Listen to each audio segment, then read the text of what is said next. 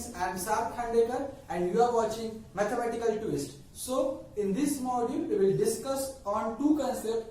First, that is LMVT and RMVT. Then second concept, that how to find the slope of a tangent to a curve. So let's see what is Lagrange mean value theorem, that is RMVT. LMVT states that if a function is continuous and differentiable in a closed interval of a to b, then there exists at least one point C where this condition is satisfied. F dash C is equal to f of b minus f of a upon b minus a. A किसी भी function में x की जो range रहेगी, for example a to b range है, तो उस range के अंदर कहीं पे तो भी एक पॉइंट C ऐसा होगा जहां पे ये कंडीशन सेटिस्फाई होगी. ओके, अब जब f of a it is equal to f of b, LMVT की स्पेशल केस होती है RMVT. जब f of a और f of b की वैल्यू सेम रहेगी तो उस केस में f of a minus f of b difference zero होगा, यानी न्यूमरेटर जीरो होगा. इसका मतलब f डैश c की वैल्यू जीरो होगी. तो ये हो गया RMVT. जब ये कंडीशन सेटिस्फाई होगी, f डैश c की वैल्यू नॉन जीरो आएगी, तो LMVT सेटिस्फाई होता है. और जब f डैश c की वैल्यू जीरो आती है तो उस केस में RMVT वेरीफाई होता है. ठीक है, तो अब एक एग्जांपल लेते हैं. किसी ने बोला कि वेरीफाई LMVT, तो उसे वेरीफाई कैसे करना है. तो सबसे पहले f of x है और x की रेंज है 0 से हाफ के बीच में. तो मैं f को सिंप्लीफाई करता हूं, तो ये होगा, ठीक है.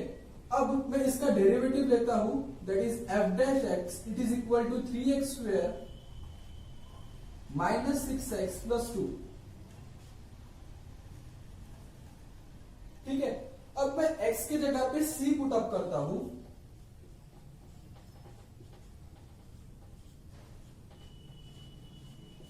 अब हमें पता है f डैश c की वैल्यू होती है f ऑफ b minus f of a upon b minus a.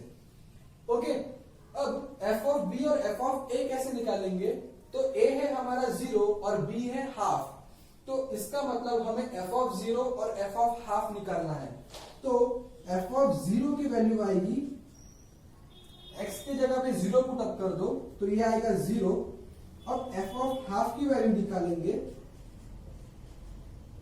That is 1/8 minus 3/4 plus f of half आ गया 3/8.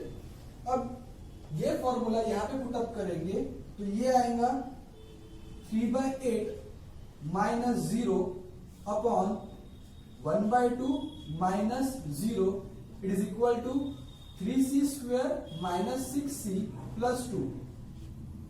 अब इसे सिंप्लीफाई करेंगे. अब ये हमने सिंप्लीफाई कर दिया. ठीक है, तो अब हमें क्वाड्रेटिक इक्वेशन मिल गया जिसके हमें फैक्टर्स निकालने पड़ेंगे. एक ऐसा नंबर ढूंढना पड़ेगा, दो नंबर ऐसे ढूंढने पड़ेंगे कि जिनका प्रोडक्ट 12 इंटू 5 होगा और उनका एडिशन 24 होगा. तो ऐसे दो नंबर कोई है ही नहीं, तो इसका मतलब इनके रूट्स इररेशनल आएंगे. ठीक है, तो हमें फॉर्मूला यूज करना पड़ेगा, that is minus B plus और minus under root B square minus 4ac that is 576 minus. इसे सिंप्लीफाई करने के बाद हमारी c की वैल्यू आएगी, दैट इज 6. तो ये हो गई हमारी c की वैल्यू. ठीक है, तो ये हो गया हमारा LMVT वेरीफाई. अब RMVT को वेरीफाई कैसे करेंगे. तो सेम प्रोसीजर है. सबसे पहले f डैश x निकालेंगे. यहां पे प्रोडक्ट रूल लगेगा, that is e raise to x cos x minus e raise to x sin x. फिर सेम f ऑफ a और f ऑफ b निकालेंगे. यहां पे पुटअप करेंगे. पहले यहां पे c पुटअप कर देते हैं, f dash c e raise to c cos c minus e raise to c sine C. तो एफ ऑफ ए और एफ ऑफ बी की वैल्यू निकालते हैं। ए है हमारा π/2 और बी है 3π/2। ठीक है, तो हमारा एफ डैश सी 0 आता है, तो e raise to C cos C minus e raise to C sine C ये 0 आता है।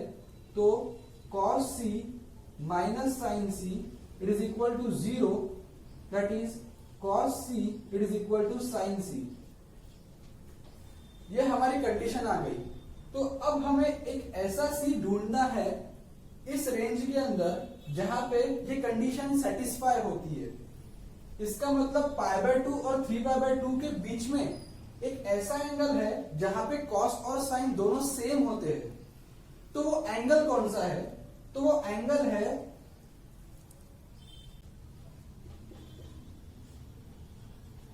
5π/4। ठीक है, तो ये हो गया एलएमवीटी और आरएमवीटी। आगे बढ़ते हैं कि किसी भी टेंजेंट का या नॉर्मल का स्लोप कैसे निकालना। ठीक है, तो ये फर्स्ट एग्जांपल देखते हैं। एग्जांपल पर से आपको समझ में आ जाएगा। तो ये कर्व है जिसका इक्वेशन है 2x² + 2y² = 5। ये t टेंजेंट है और ये n नॉर्मल है। टेंजेंट और नॉर्मल हमेशा एक दूसरे को परपेंडिकुलर रहते हैं। ठीक है, और ये टेंजेंट 1 पॉइंट में से पास हो रही है। तो इस केस में हम नॉर्मल और टेंजेंट का इक्वेशन कैसे निकालेंगे?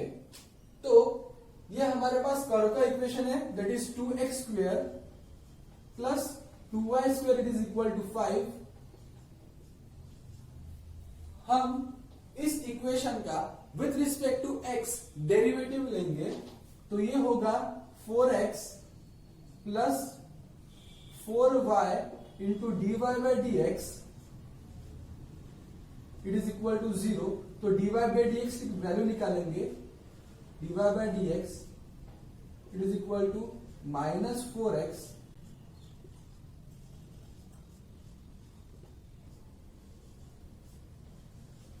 तो ये dy/dx हो गया टेंजेंट का स्लोप। अब हमें पता है कि ये टेंजेंट पॉइंट 1 में से पास हो रहा है, तो हम x की जगह पे सब्स्टिट्यूट कर देंगे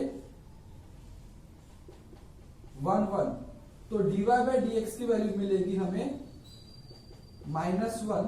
तो ये -1 स्लोप हो गया टेंजेंट का। अब हमें पता है कि नॉर्मल ये हमेशा टेंजेंट को परपेंडिकुलर रहती है।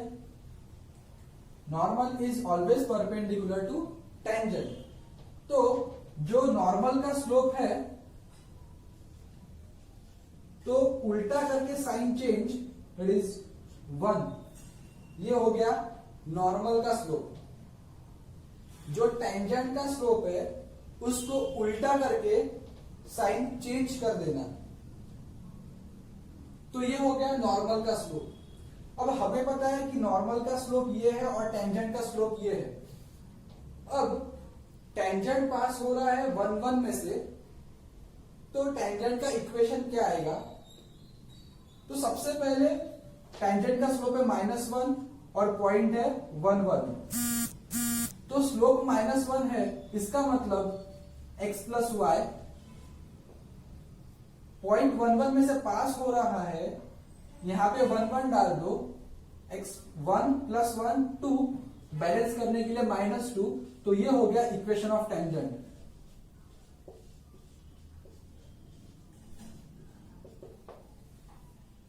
मुझे पता है कि टेंजेंट का स्लोप -1 है और वो 1 में से पास हो रहा है।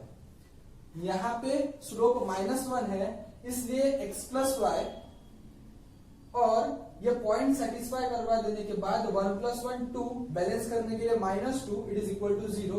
ये हो गया टेंजेंट का इक्वेशन। अगर हमारा स्लोप -3/2 रहा, तो इस स्लोप पर से टेंजेंट का इक्वेशन कैसे निकालेंगे? हमारे पास स्लोप है -3/2 और पॉइंट है 2,1। ये टेंजेंट का स्लोप है। ठीक है, तो ये आएगा 3x प्लस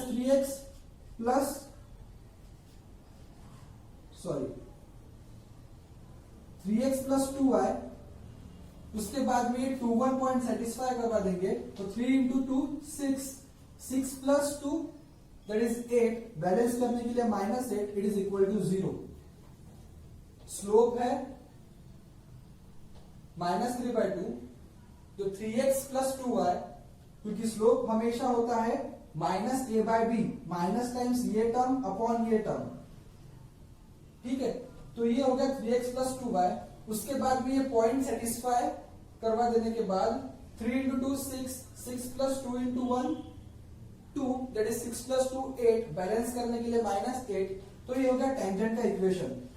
इस पर से नॉर्मल का स्लोप कैसे निकालेंगे, इसको उल्टा करके साइन चेंज, दैट इज 2/3, उल्टा कर देंगे 2/3, और साइन निगेटिव है तो पॉजिटिव। तो जब टेंजेंट का स्लोप हमारे पास है और हमें नॉर्मल का स्लोप निकालना है, तो टेंजेंट के स्लोप का उल्टा करके साइन चेंज कर देना, ठीक है।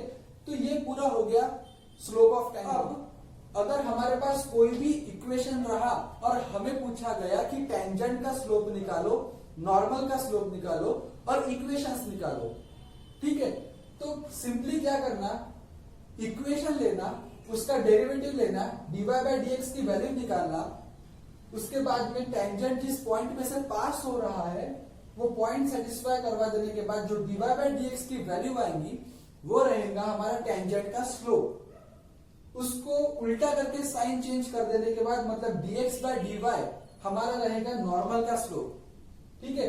हमारे पास एक स्लोप है, एक पॉइंट है, स्लोप पॉइंट फॉर्म आपको तो पता ही है। स्लोप पॉइंट फॉर्म यूज करने के बाद हमारा इक्वेशन, रिक्वायर्ड इक्वेशन आ जाएगा, ठीक है।